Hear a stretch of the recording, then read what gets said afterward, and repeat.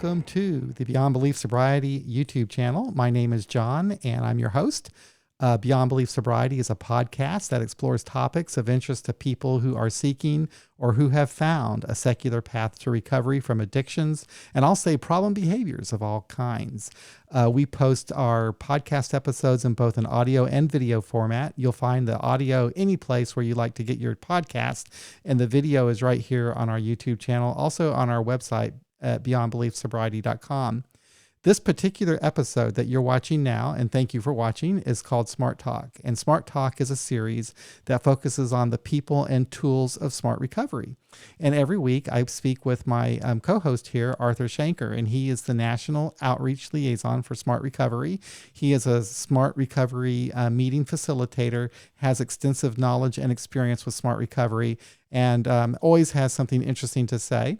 Today we're going to be talking about cognitive distortions, and which pretty much has everything to do with smart, I guess. Anyway, before I get myself into trouble, let Arthur say hello. Arthur, how you doing?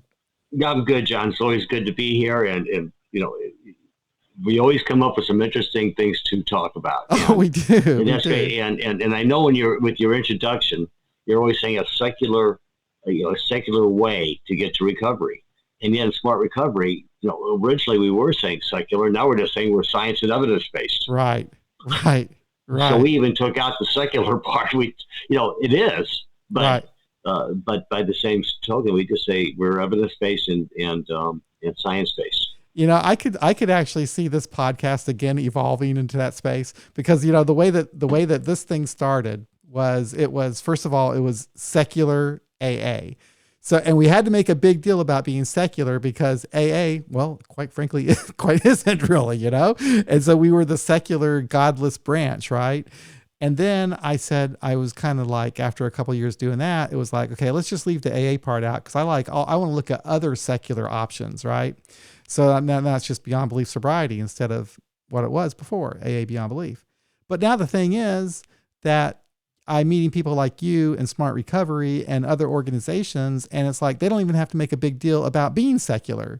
And like you said, it's evidence-based. It's not, you can believe in God and go to church and whatever and go to Smart Recovery. It's not even material is the thing about it. So it's like I could see myself eventually maybe rebranding this podcast once again to just talking about recovery, period, and not having to worry about the secular or whatever.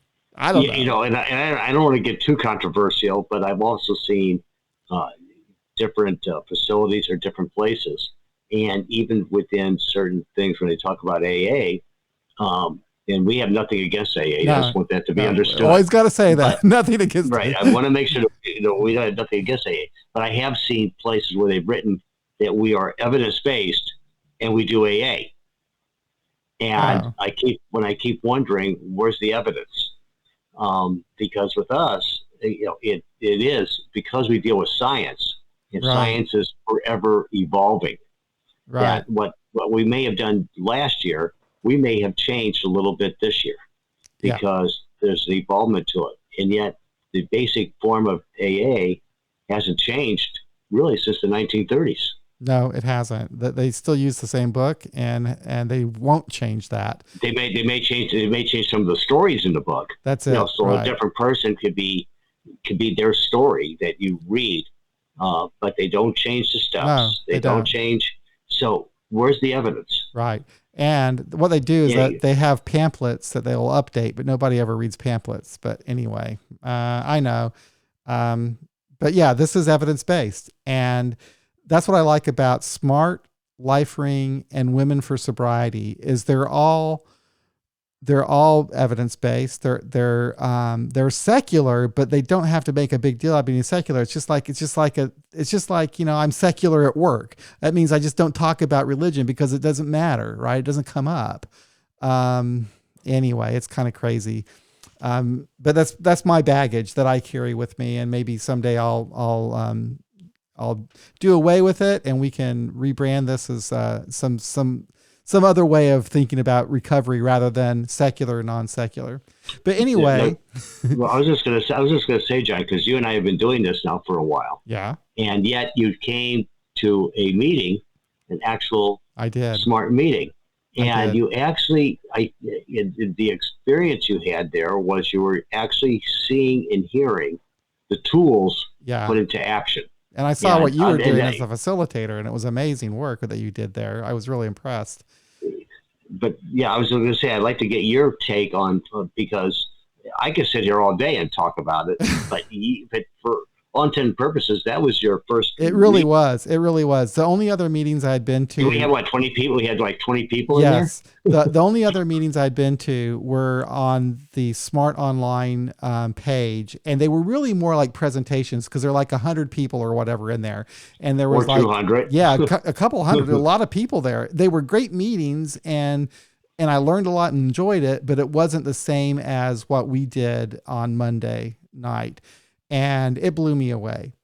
Um, and one bad habit that I'm going to have that people out there listening and watching need to understand is I just can't help but compare to AA because that's my experience. I mean, I've been going to AA meetings for over 30 years. That was the only thing I did really in my recovery, and I'm just now getting my feet wet into smart. So it's just natural for me to think about the difference between the two. But when I do that, I just want to stress that the two things stand on their own, and not and they're and I'm just saying that the two are distinct things that stand on their own, and I might do both of them. I can see benefits in both.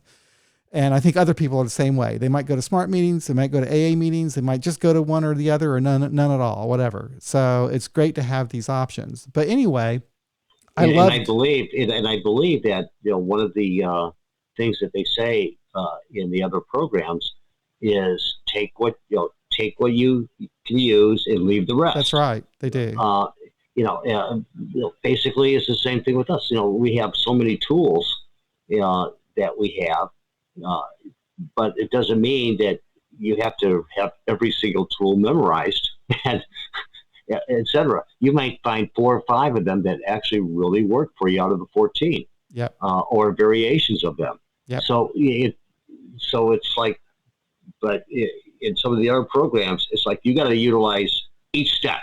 Right. Right. Okay, in us, we don't have steps, Right. so it's different.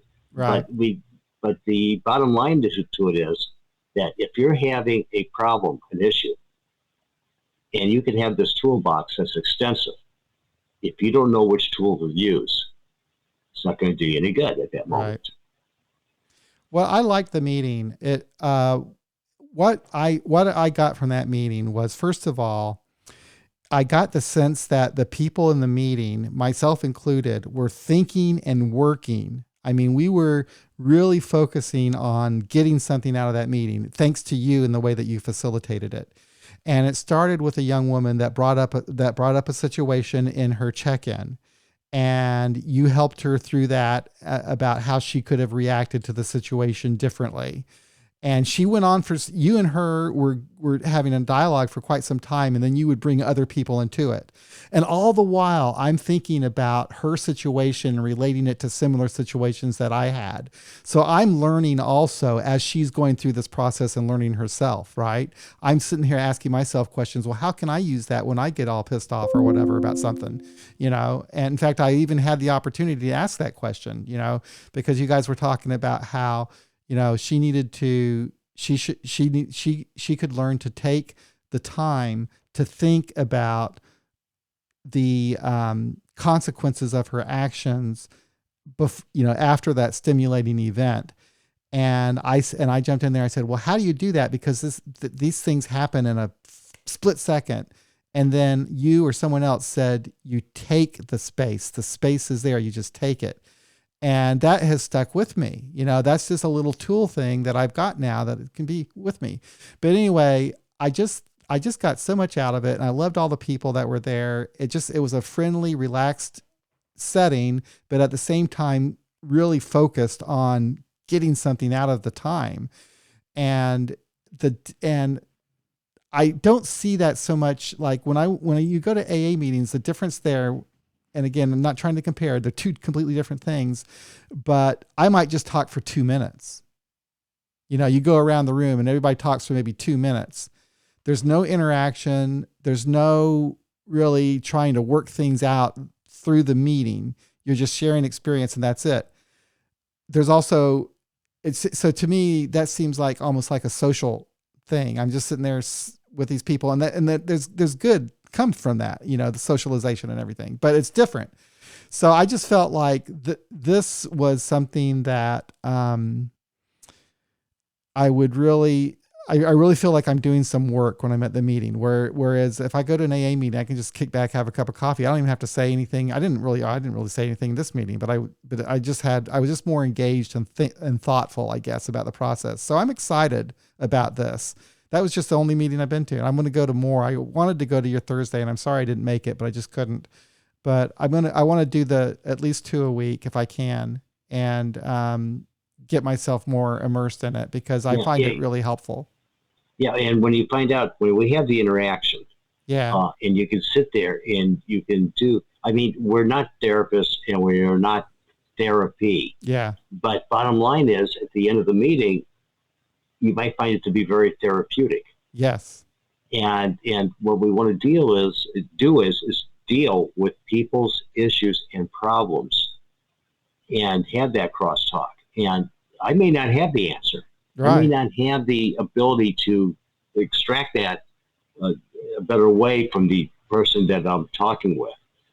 But maybe somebody else in the room does. Right. Maybe I have a way I do the ABCs, for instance, the activating event, beliefs, and all that. We have somebody else that comes into my meetings that is really, really adept at that B in that belief.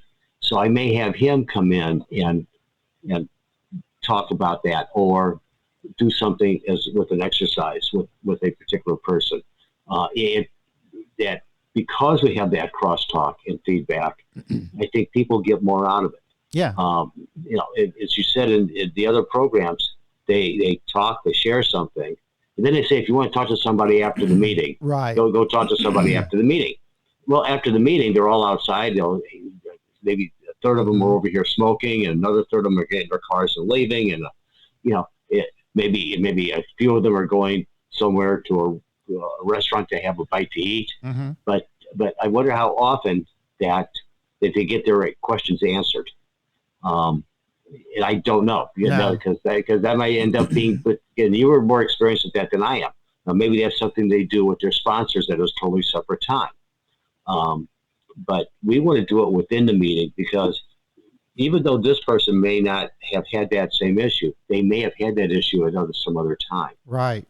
And that issue they could have that issue in a future time.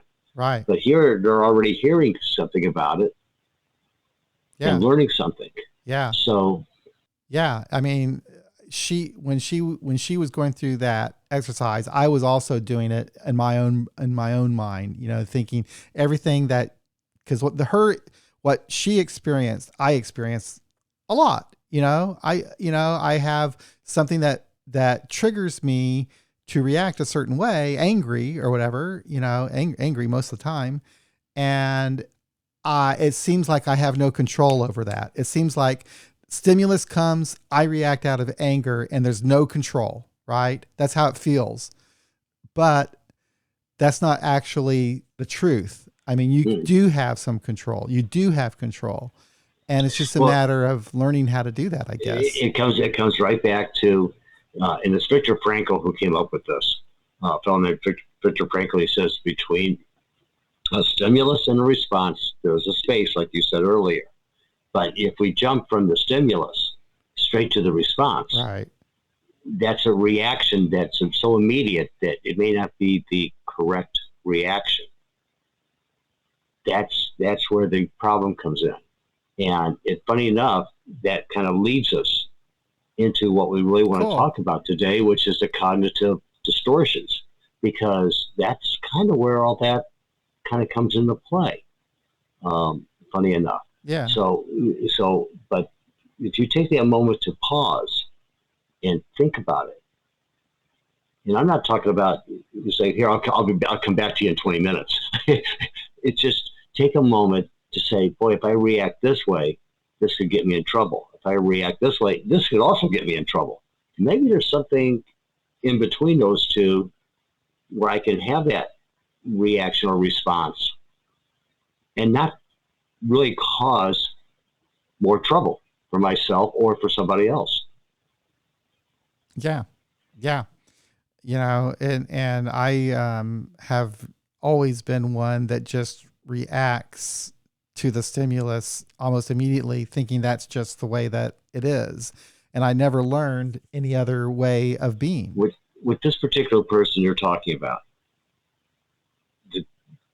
in her mind, there was only two reactions. Right. Yep.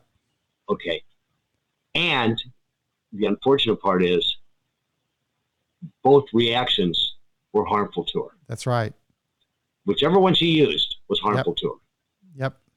And and that is why we spent some time attempting to figure out what could we have done differently. How could this have been approached differently? Yep.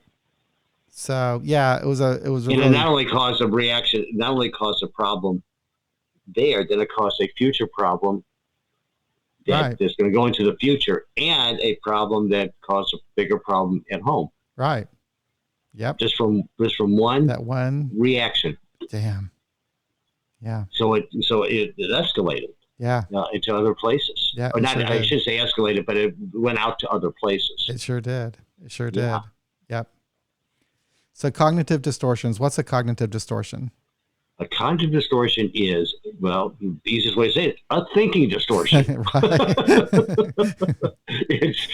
It's somehow we confuse a what we might think is a good thought, and create something negative out of it. That, or we don't see things the way that they actually are. Mm-hmm. Because there's some and let's use as one of the examples that the very first cognitive or thinking. And by the way, when I first saw these was like 30 years ago, when I really first saw them. And you know something funny? These particular things have not changed.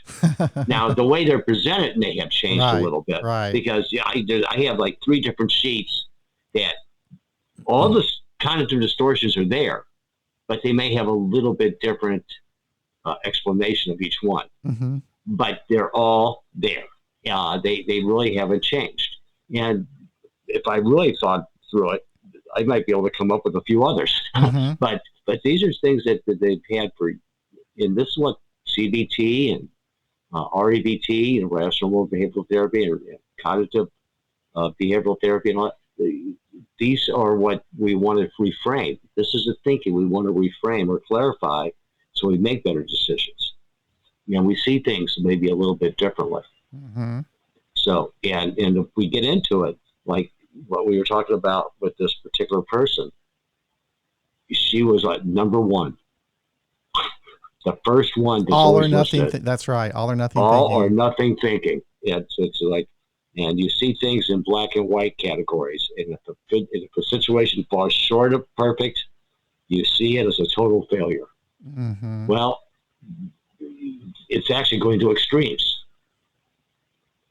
It's like, it's like if somebody says to you, your children are really acting up, you should do something about it. I said, what should I do? Kill them? Of course not. Right.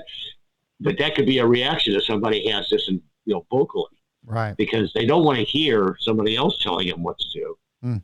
But at the same time, you sometimes take things to extremes. And that's what this person did. They saw this particular incident. Yeah. Attack. Right. Or self-harm. Right. That's the only choices. Those are the only 2 choices that this person saw that they had. And that's not true. Mm-hmm. No, it's not. And that's what you guys were doing, is helping her deal with that, I guess, overcome that cognitive distortion, or understand the cognitive distortion and find other ways of thinking, right? Right. and figure out that maybe there was something in between the black and white thinking that would have ended with a totally different outcome, which would have ended in a totally a different result overall, with not only family members, but with authority members, authoritarian type people that were involved in this. So I should say authoritarian, but I think people that have a certain authority. Right. So, so it would have been, so there were many ways to have solved that particular issue, but all this person could see is harm myself or harm the other person, right? Which in turn still harmed herself, right? So did you use the ABC with her? We used ABC because we wanted to do is change her belief about the activating event was being thought that she was being confronted and felt threatened. Right. And the belief was her belief that's where that threat to her was very much in the focus. Right. That she assumed, or in her own mind, thought that this was a direct attack on her. Yep. That's exactly how she saw it. Right. And when she thought that way, it was like fight and flight, fight or flight. Yep. You either run or you fight. Oh my God. I've been doing that my entire life. So sorry. I'm just telling the truth. as he takes a drink, and we have no idea what's in that cup. I'm not just kidding, John. Anyway, but in the meantime, that's really what was there. It was the endorphins just kicked in. Yep. And the fight and flight syndrome, and the thinking, the actual positive or negative type thinking. There was no thinking at all that really went into it. Right. They were total reactions. All or nothing thinking. All or nothing seeing thinking. Things in black and white, just thinking it's got to be either this or that. There's no in between, no other way. I can see how this could be a very human thing to think like that. That doesn't always work real well in the real life, because nothing is really that way in life, hardly anything anyway. And the perfection of it, I said, if a situation falls short of perfect, you see it as a total failure. That, again, in her mind, if this person didn't come across as, in her mind, as being confronting her or challenging her, that it would have been a more perfect situation if the other person maybe didn't say anything and she could just sit there and not have to deal with it. Right.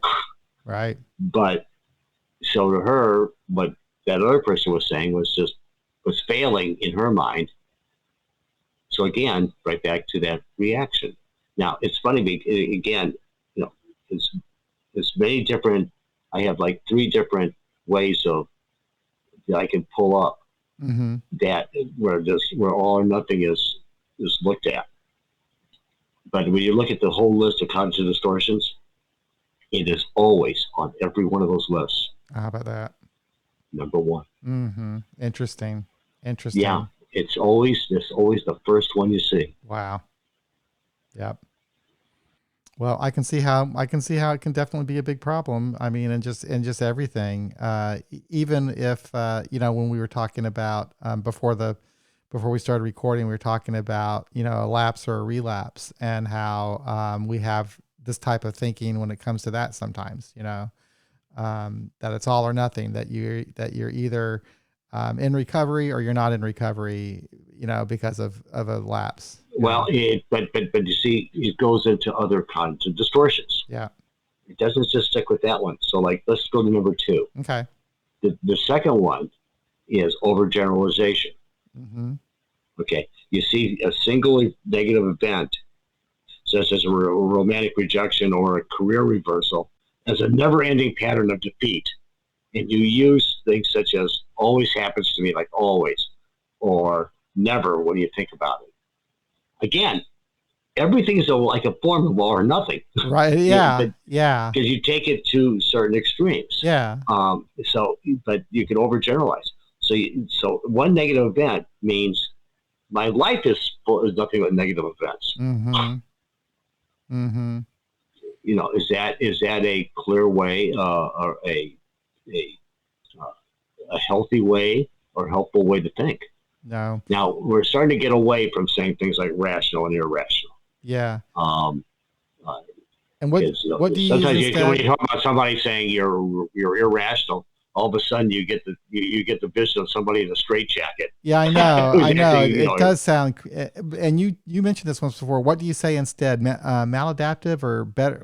Healthy? I say healthy or unhealthy, or helpful or Helpful. unhelpful. Helpful. Yes, I Yeah. like that. Much better. Mm-hmm. Yeah, helpful or unhelpful, but I added also healthy or unhealthy. Healthy, right? Yep. Right.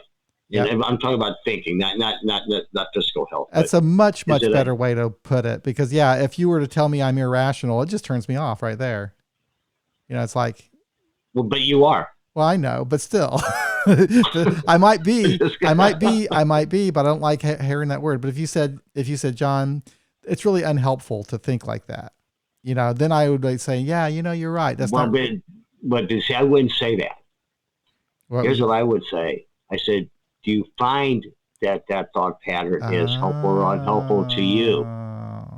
Yes. You see, it's not me telling them that it's healthy or unhealthy, or helpful or unhelpful. Right. It's them realizing it. Right. That's where our motivational interviewing comes into play. Oh my gosh. Because it's not for me to let you know what's going on. It's for you to. Right. You ask me, and then I have to stop and think about it. Is that helpful or not? Because you get a lot more out of it than if you just told me something wasn't unhelpful. It's like, okay, if you say so. Then I'm telling you, and then I'm telling you something. Right. What I'm doing is confronting you. Right. And now a lot of times, in smart recovery, I look at it this way, that there are times that I will challenge somebody's thinking, but I will never challenge the person of being a person. Right. Right. It's like, because the minute you say to somebody, your thinking is really unhelpful. It's like, do you think there might have been a better way? What could you have done differently? Yeah. What thought process could you have used that may have had a better outcome? Wow. Yeah. Or how could a different thought or a different way of expressing it may have had a more positive effect? Mm-hmm. You see, so it's more the way it's not what you say, it's how it's said. Yeah. Because if it's you coming up with the answer, not us, it's more impactful. Yeah. There's something I noticed that I'm looking at the Smart Recovery website, where it has an article about cognitive distortions. And one thing I noticed there, it said that you see a pattern. It said, you see a single negative event, such as a romantic rejection or a career reversal, as a never-ending pattern of defeat. Mm-hmm. That is so true. I mean, that has always been a problem for me in the past, and can still be in the present. If I define myself as being stuck in some sort of a pattern, this is the way I am. This is the way that life is, Well, have you ever said, this always happens to me? Yep. Does it always? And in the end, but the question is, does it always happen to you? No, it's not true. Now, maybe it happens often. Right. Maybe it happens a lot, but it doesn't mean it always happens. No. Because always is, again, extreme. Yeah, and it doesn't even mean that it doesn't have to always happen. Right. So point is that when we say things, I was getting on Zoom and I was getting ready to do a presentation to a court system, and the court administrator, I could hear what she was saying, and she couldn't get the visual going, and she was going, this always happens. This always happens to me. And I said, hey, Bella, her name happened to be Bella. I said, hey, Bella, does this really always happen? every single time. and she started laughing. Yeah. And said, no, there's times I actually get in okay. I said, so it doesn't always happen. And she says, no, that's right. I said, welcome to Smart Recovery. so it was a great lead into what we were going to talk about. Yeah. But that's the second one. Now let's go to the third one. Mental filter. You pick out a single negative detail and you dwell on it exclusively. So that all you can see is that negative detail. Right. You can't see any positive at all. And the example they use is like you take a drop of ink. If you've ever done this, and you put a drop of ink in a glass of water, what happens to the whole?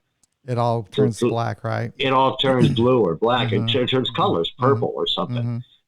Okay, so one little bitty drop in a huge glass just colors the whole thing. Right. Well, that's what we do in our heads.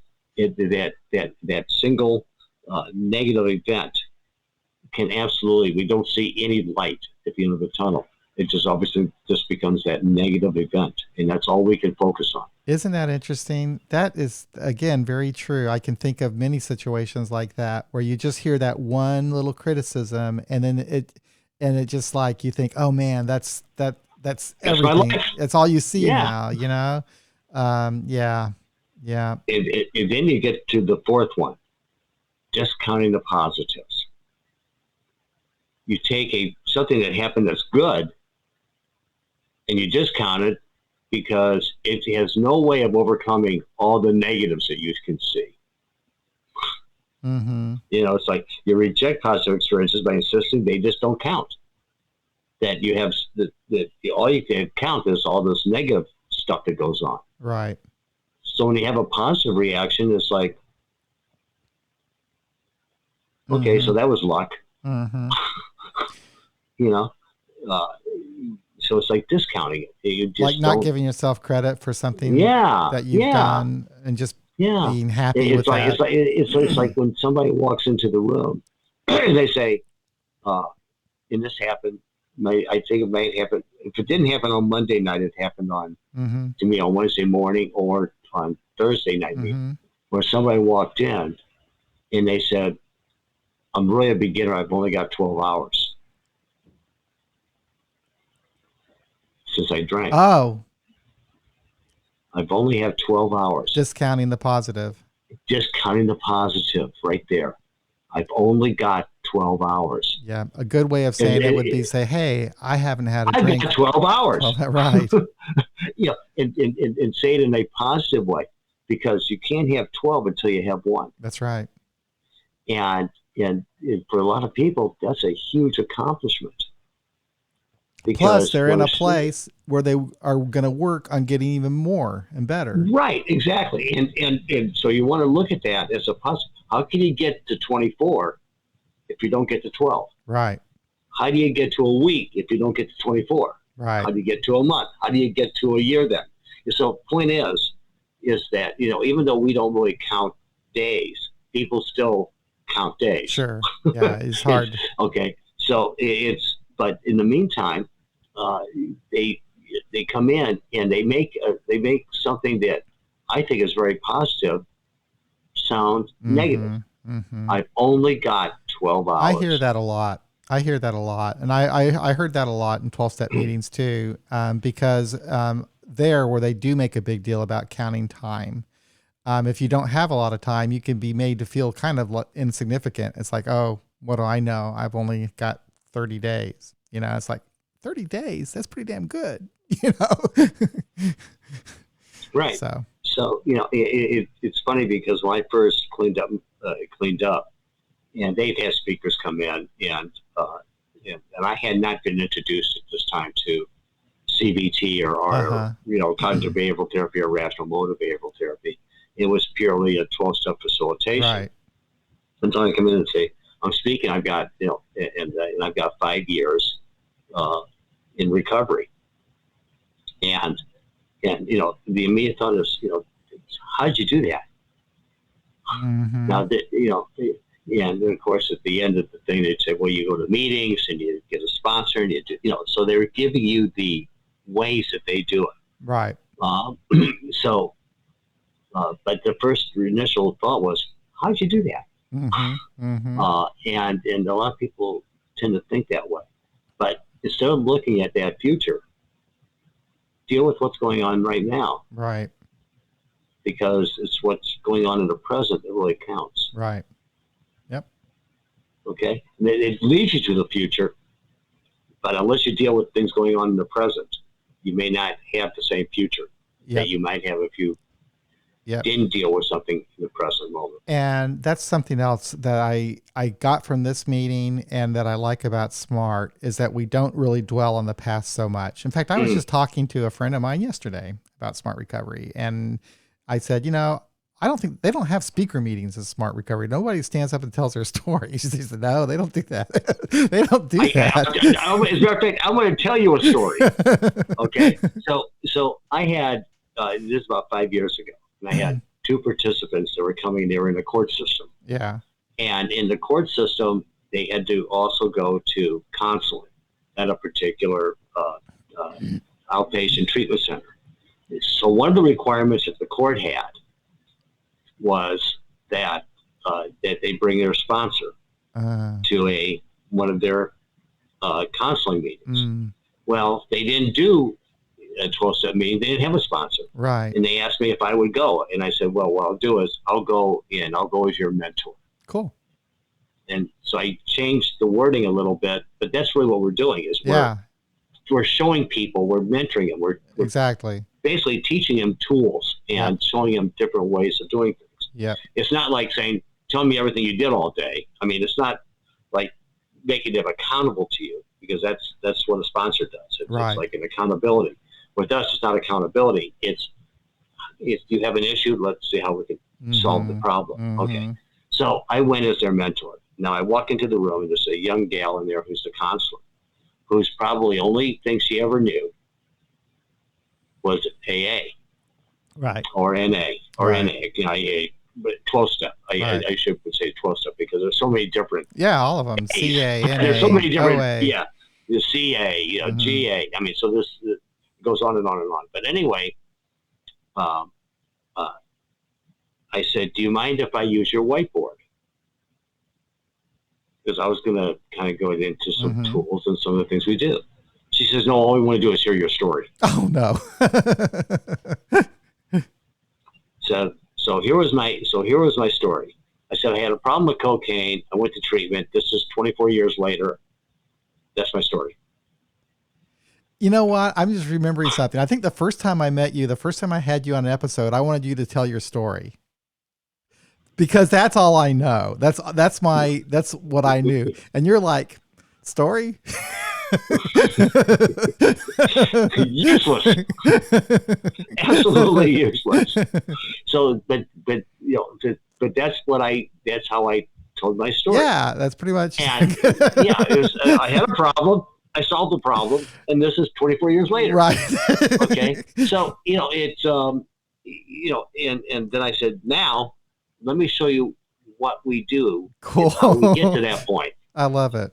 So I kind of, I didn't mean to just really shut her down, but I was not going to sit there and do a different program to satisfy this counselor, right? This young therapist who was probably an intern. I don't even know if she was a full-fledged therapist. Yeah, but they're so used to I know getting the other, and that's what she wanted.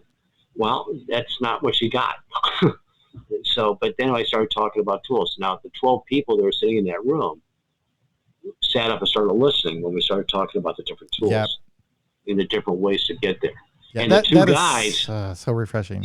And the two guys that I went with, that I met there to go as their mentor, I didn't have to really say that much after that, because I said, what did you get out of it? What have you learned? How have you? So I was actually doing more of the motivational interviewing again. Wow. With them, and let them say what we were able to do and how we did it together in a group. Okay. So, in about a month and a half ago, or so, I went up to a treatment center here, and basically what they're used to is people going in and telling their story. All they got was an introduction to smart recovery, mm-hmm. and how we do it, and lucky for how them. we define different things. Yeah. And during the whole thing, I said, anybody ever have a question, just blurt it out. I said, you're not going to interrupt me because it's not an interruption. You're not going to throw me off. And I was getting questions right and left. And within the next couple of days, when they were doing a kind of an intro within this treatment center, mm-hmm. where they were getting 1 or 2 people, mm-hmm. all of a sudden they were getting 15 and 20. Wow. Who were interested now in hearing an alternative way. Yep. Yeah. It's refreshing actually to hear that. So anyway, let's go to number 5.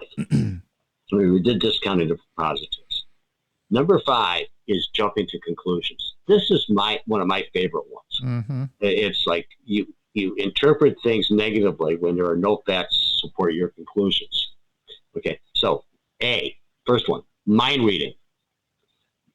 Without checking it out, you just arbitrarily conclude that someone is reacting negatively to you. You know what they're thinking. You know that they hate your guts. It's like if you're walking down the street, and there's somebody across the street, and you yell, "Hey, Joe!" But the other person doesn't turn around and answer you. You walk away thinking, how dare it? Again, this is an RABT moment, right. ABC moment. Is like, was that person really rejecting you? Was this personal? Maybe they had earbuds in and they were listening to music. Right. Maybe the traffic in between wasn't loud enough; they didn't hear you. Right. And they were looking where they were going; it just didn't see you. There are other answers to it, but a person with this particular cognitive distortion, mind reading, takes us straight to the negative. That's what the cognitive distortions do. They take you to the negative. I engage in this on Sunday evening, because what I'm doing is I'm jumping to conclusions about what my boss is going to say to me on Monday about what I didn't do on Friday. And I always, the conclusion I jump to is that my boss is going to be really pissed off and she's going to come down on me. She never does, ever. She's a nice person. She doesn't. But in your mind, in my mind, I'm expecting. Okay, but that's the second part of this same thing. Mm-hmm. Because this is different. The mind reading part is that you actually are seeing somebody and you're wondering, why aren't they seeing you? Right. Okay. Right. What you just did was the B part, and that was fortune telling. Fortune telling. Yeah. Yeah. That you were foreseeing the worst case scenario of something that hasn't happened. Yeah. She's going to give me a hard time. Blah, blah, blah. It's another way of saying it's catastrophizing. Yeah. Another way of looking at this, crystal ball. It's a good way of ruining a Sunday evening too. I mean, and it's our way we look at it, it's called crystal balling. That you can foresee that future, and the future ain't good. Yeah, and I'm always wrong. Well, we may not always be wrong. You're right. There I go again. Cognitive. Sometimes I'm wrong. There you go again. I'm not. Maybe you are. Maybe sometimes you're right. Maybe sometimes they are buttheads and they don't like you. So who knows? And maybe at one time they walk in and say, "John, you really screwed this up." So okay. But the point is that we think that that's always what this does. Right. Oh, man. You go get blood work done from a doctor. You call the next day to see how your blood work is. Now today they have everything charted, so it gets on your phone or on your computer immediately. But let's say in days past, you had to call in and see how your blood work was. Right. And they say, well, the doctor went out of town for a week, and we can't tell you until the doctor sees it first. So what do you do for a whole week? You sit around and you imagine it's the worst possible situation. You got every single disease out there. Right. Okay.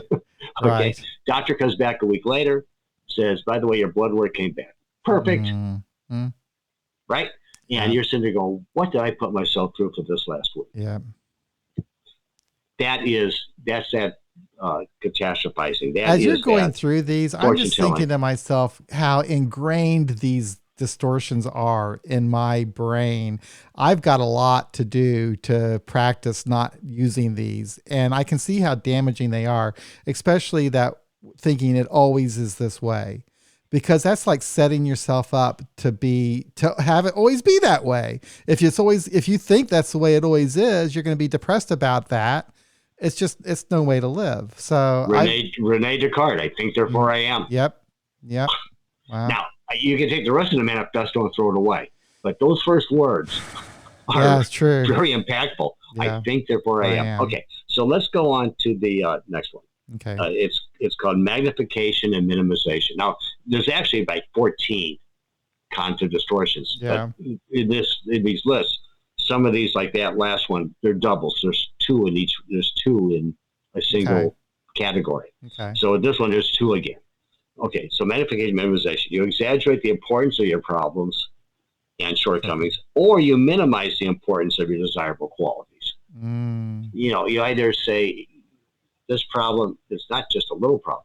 This is huge. Yeah. It's like anti-awfulizing. It's like nothing could be worse than what I'm going through.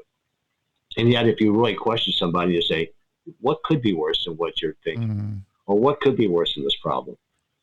And if you think about it, there's probably a lot of things that could be worse. Yeah. Yeah.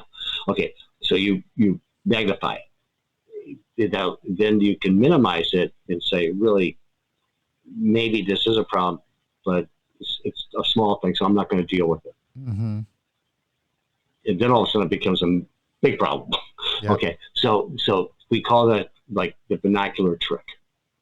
So you look to a pair of binoculars, everything enlarges, right? What happens when you turn the binoculars around, look at it to everything gets smaller. So that's what they call it, the binocular trick. But you're tricking yourself. Right. Okay. So now let's go to the seventh one, emotional reasoning. You assume that your negative emotions necessarily reflect the way things really are like. I feel hopeless. I must really be hopeless. Interesting. Okay. Again, it's that it's coming down to, I think, therefore I am. Interesting. I feel like there's no end to this. So there's no good outcome to it. How interesting. Yes, this is something that just happens without even really thinking about it. But you feel these emotions, and I like this one. This one example. It says, "I feel terrified about going on airplanes. It must be dangerous to fly." This is why. This is something that a little trick that I did. I'm not afraid to fly, but when there's a lot of turbulence, it scares the hell out of me. I've been on some really bad turbulence. The plane just bounces like crazy, right? No one likes it, but I'm like thinking this thing's going down, right? Well, I get this way. So is most everybody else in the plane. I know. So. But and I thought, but what I did, and this is maybe not exactly the same thing, but what I did is I just kind of learned a little bit about how planes work. And the thing about lift, and how the wind goes underneath the wings and makes it lift like that, right. and it's just not going to fall out of the sky. It's just not going to happen. And you're just riding, and the air is just something that you're riding. Anyway, when I understood that, I realized that I'm just on a bumpy ride, but it's going to be okay. As I'm on a bumpy ride, no one likes this. It sucks, but it's bumpy. But again, it just comes right back to that. The way you process it, the way you think about it. Yep. Okay. The number 8, the should statements. Oh, this is a good one. You tell yourself that things should be the way you want them to be and expect them to be. Must, oughts, and have tos are similar offenders. Also, you can add in there need to. That's and what try. I say. I need to do you this. Can really, I need to, right. So you can add the word need to also. But, it would, when you have that should, we always kid around and say you could should all over yourself. Yeah. Yeah. I should have done this. I should have done that. I must do this. I ought to do this. Well, a lot of times the shoulds are things that you start going back. A lot of times a negative event that happened in the past. And if I had done it differently, and you can should all over that. If I did this, and it could keep you up all night. Okay. But you all could say the should take it to the future and say, I should do this in the future. Okay. Well, again, what's wrong? What's wrong with doing it in the present? Right. What you're doing is taking something to the future. I must do this. Someday I'll do it. Like I must go on a diet, but tonight I'll eat 6 donuts before I go on the diet. Okay. I ought to do this. Again, futuristic. You're contemplating. Do I do it? Maybe I won't do it. Okay. So what we want to do is, and that's where a lot of times our vocabulary exchanges come in. Now, is there anything wrong though with at least recognizing that you're maybe in that pre-contemplative or contemplated stage? If you're thinking like I should really stop eating donuts. I should really start watching what I eat. That is a contemplative thought process. But if you notice, that's also very big in ambivalence. Right. Because are you saying I should do it, but do I really want to do it? Right. So you might be pre-contemplative stage, right? So you're not really pre-contemplative. You might be between pre-contemplative and contemplative, because when you're in the contemplative stage, pre-contemplative is just flat out, I don't have a problem. Right. Okay. Contemplative is where you think maybe I do, maybe I don't, and that's really ambivalence. Right. And that's where you really tend to attempt moderation and control, or something. So I guess what I'm thinking though, Arthur, is like there's no real judgment attached to this. So just because you're using a should statement, just being aware of it, will tell you where you're at right now, maybe on something.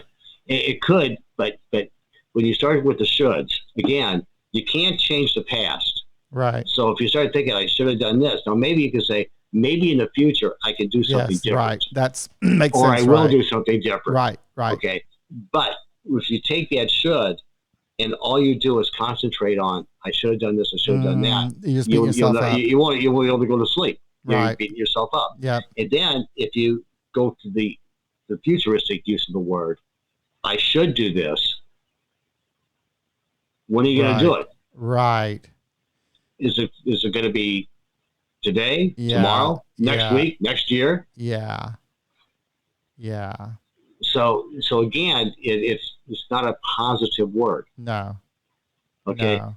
So instead of using a should, it could be, I am doing this. I want to do this. I choose to do this. And I tell you what, it makes a big difference too. When I last talked to you about going to the meeting Monday, I said, I really need to go to that meeting. Right. If you would have just left it there, I would not have gone to that meeting. But you told me, you caught me on that. I said, okay, I will go to that meeting. Once I said that, I went to the meeting. I said, need is a futuristic. Right. It doesn't mean shit. Doesn't mean exactly. It's, but I want to go to that meeting. I want to go. I choose to go to that meeting. It makes a big difference. It's really empowering. Oh, yeah. It's empowering to say that. It's like, damn it, I made a decision. I'm going to do it. I'm going to overcome whatever objections and fears I have. And I'm doing this thing. I'm doing it. Yeah. Because we talked, the first time we had an interview was how long ago? God damn. The very first time. Maybe a year ago? Maybe? Yeah. And you said, and back then, I remember you saying, I need to go to a meeting. And I didn't do It took you a year. I know. I'm very slow. I'm a slow learner. So point is that when we start thinking in those terms, I must go to a meeting. No. When? Yeah. When are you going to go?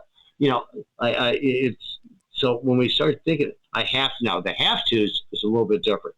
Now you may not be given a choice. Or let's say you have somebody that gives you an intervention. Right. You're having an intervention, and you have your whole family around, and they're saying, we don't like your behavior, we don't like this, we don't like this, and you have to go to treatment. And you sit there and go, okay, I'm going to satisfy all of you. I'm going to go to treatment. But what's the end of that statement? I really don't want to go to treatment. No. So you walk in with that have to. A person in the court systems. they have a choice. They either go to jail or go to a meeting. Right. That doesn't mean that they're going to really get something out of it. But then you have like maybe a job ordered.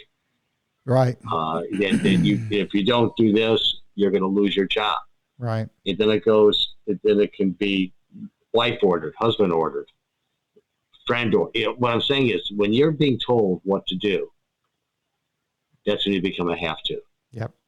And the whole goal that I know I have, and I think other facilitators have too, is to maybe make that transition from a have to now I want to do this. Right. Because when you realize you want to do this for yourself, actually all the concerns that the other people that out there have are going to be okay, because they see you're doing it in a positive way now. Right. See how this all leads back right into the recovery. Oh yeah. So, I mean, this is everything. This is what we work on. All these things, all these cognitive distortions, or the tools now are labeling. And that's an extreme form of all or nothing thinking.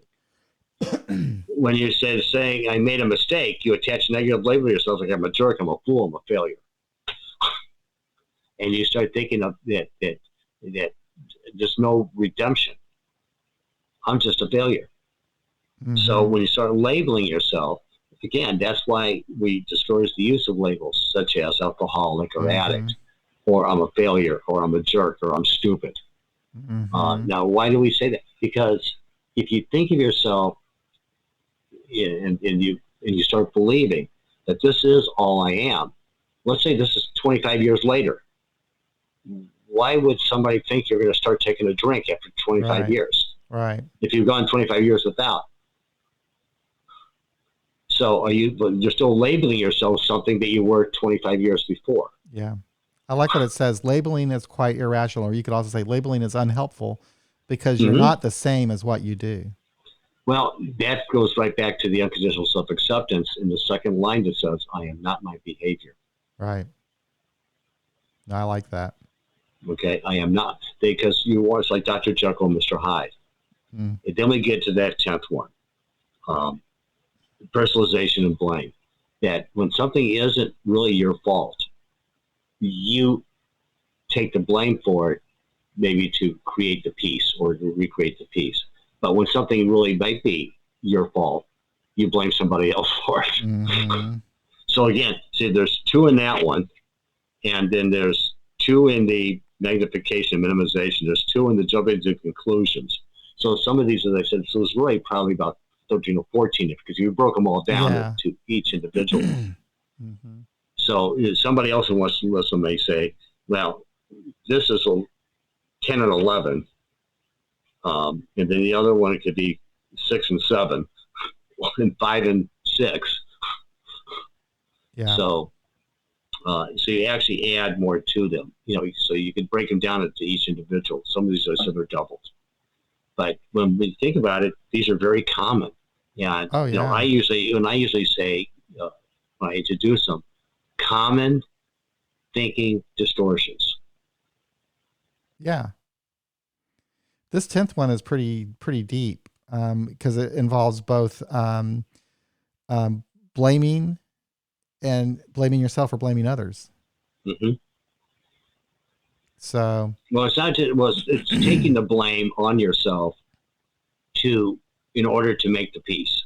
Basically, let's say you're having an argument with your significant other, right? But she's accusing you of doing something, but you didn't do it, and you finally say, you know what, I did do that, and I'm sorry. Yeah.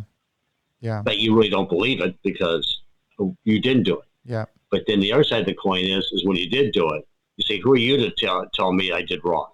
Yeah. You're the one that's bad. Yeah. You blame it on the other. Deflection.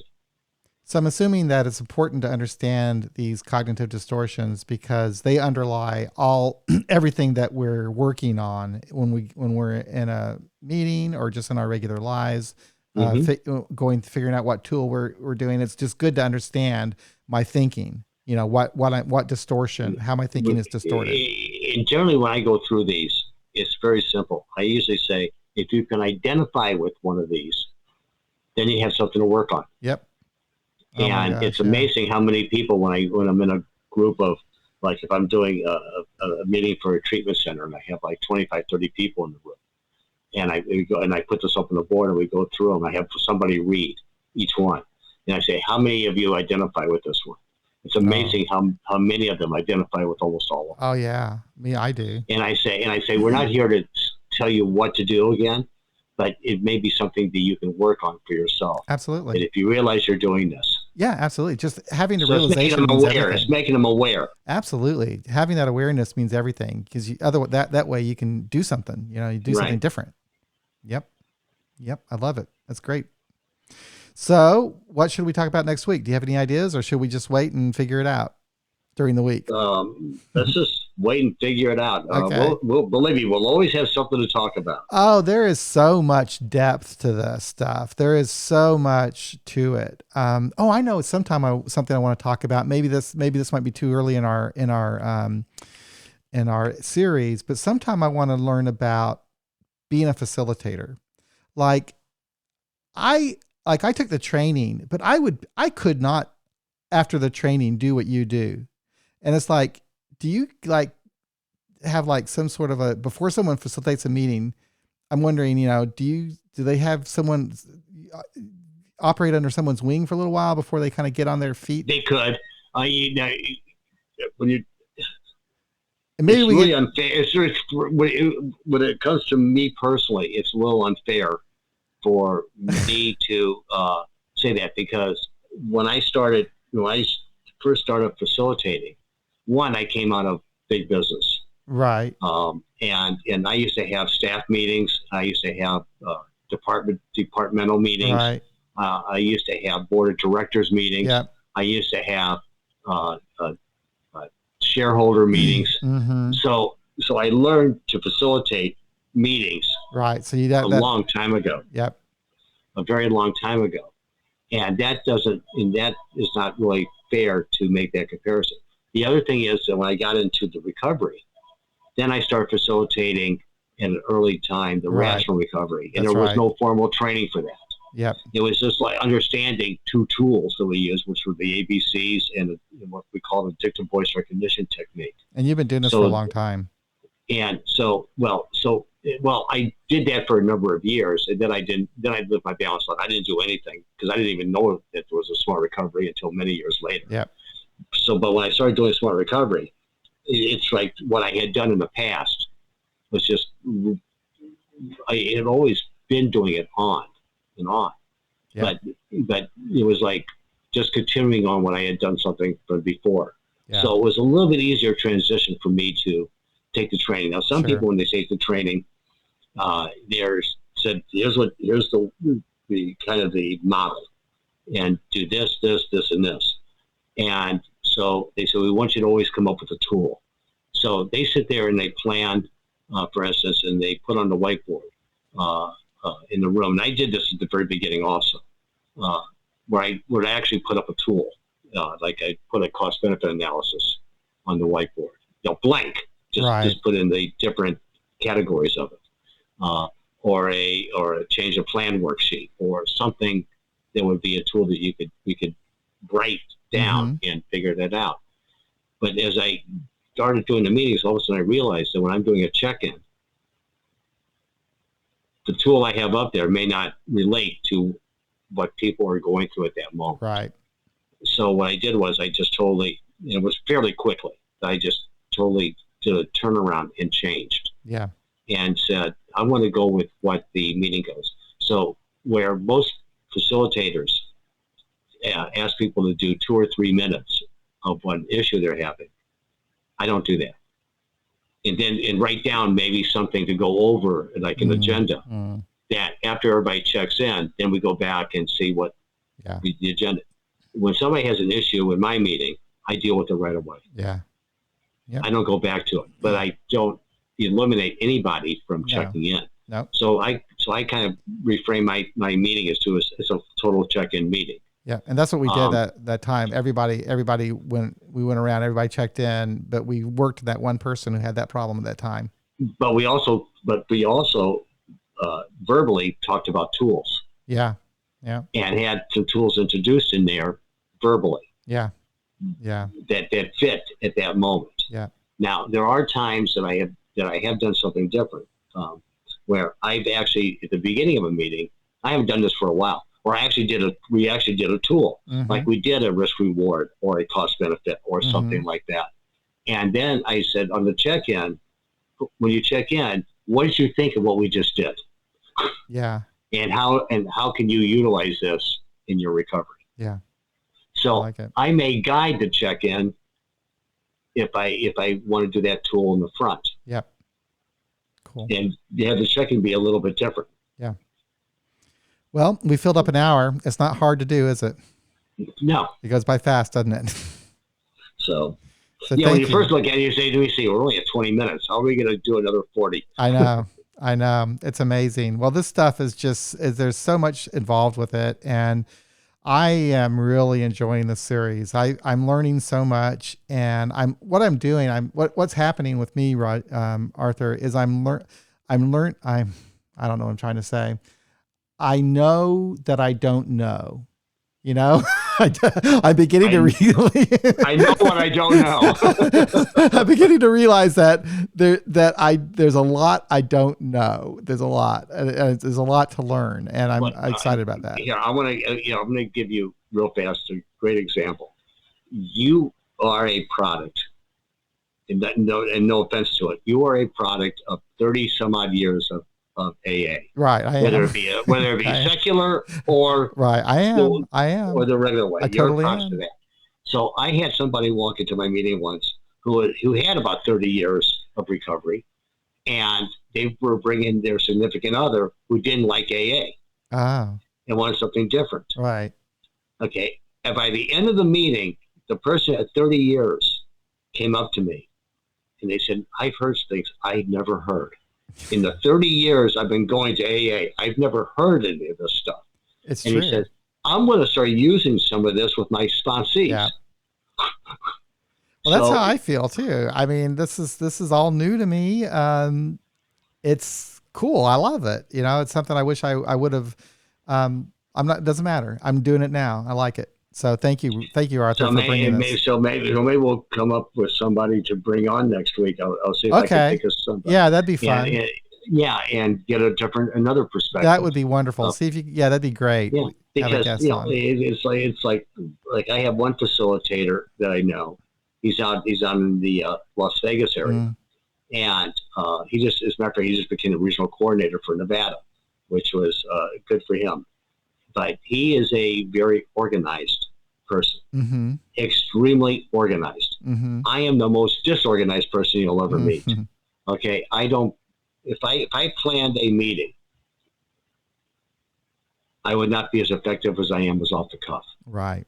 If he doesn't plan a meeting, he would not be as effective as he is. Yeah. Okay. So it's two different ways of doing it to get to the same bottom line and purpose. Well, yeah, see if you can get someone, and if this time of the day doesn't work for them, we can do another time of the day, or week, or anything. And I'm off all next week, by the way. So I think it'd be interesting to bring him in. Like, and he's written up things, like he's taken different subject matters and actually written his own paper on them, and then at the end of the meeting gives them to people so they can read it. Okay. And it's his perspective. Now he usually sends them to me to make sure that he's not out of line, right, with a principle or something of smart, which and I have corrected like little bitty things, just like so minute that most people wouldn't have noticed. Right. But just to keep it really on this, but the meat of it was always right in, because it dealt with a cognitive thinking way of getting to something with an explanation that may be simpler than the way you might present it otherwise. Okay, sounds good. Sometimes the simpler you do it, and maybe you use an analogy that's totally outside of it. It's like like when you do it, like and I've used this quite a few times. A lot of people come in, they say, "I can't stand that first step in AA or NA. I am powerless." I say, "Well, here, let me see if I can empower you." I said, "If you're standing on a railroad track," and this also shows something else, and here comes a train, and you put your hand out like this to stop the train, what happens? It doesn't stop. And what happens to you? You get run over by the train. Yeah. So I said, how do you not get run over by the train? Get off the track. Is that not a cognitive decision? Mm-hmm. Yeah. Okay. And the other thing is telling you that there are things in life that are just bigger and more powerful than you are. Mm. That does not make you powerless. No, right. Exactly. So when I use that example, I'm empowering them, saying, you have a choice that you can make. Yeah. And the choice is, I can either stand on the track and get run over by this train that is much bigger than I am, much more powerful, or you can step off the track and not have to worry about the train hitting you. Yeah. Yeah. Okay. And I've also used, like, if you were in their prime and you got into the boxing room with Muhammad Ali or with Mike Tyson, what's going to happen? You're going to get the crap knocked out of you. Right. So how do you not get the crap knocked out of you? Don't get in the ring. Don't get in the ring. Yeah. Yeah. Now, I had one person who once said to me, because they heard this, I guess, in treatment or something, and they said, well, once he says you start off as a cucumber, but when you start drinking, now you become a pickle. And once you're a pickle, you can never be a cucumber again. Oh, I hate that when I hear that. I absolutely. So I said, well, one, are you going to label yourself a fruit? Or a vegetable? You say, which vegetable am I going to be today? Am I going to be a tomato, or am I going to? So I said, if we look at it in a more healthy way, I said, there's a place for both. I said, you don't put a cucumber necessarily on a hamburger, and you don't. Let me see, and you don't put a pickle in a salad. Right. Mm-hmm. You use a pickle on a hamburger, and right, and you use a a cucumber in a salad. Right. So I mean, there's places for both. Right. Right. It's like let me see. What would be another great example of that? A tomato is a fruit. This is the difference between being smart and wise. A smart person knows a tomato is a fruit. Mm-hmm. A wise person knows you don't put it in a fruit salad. There you go. Right? Very good.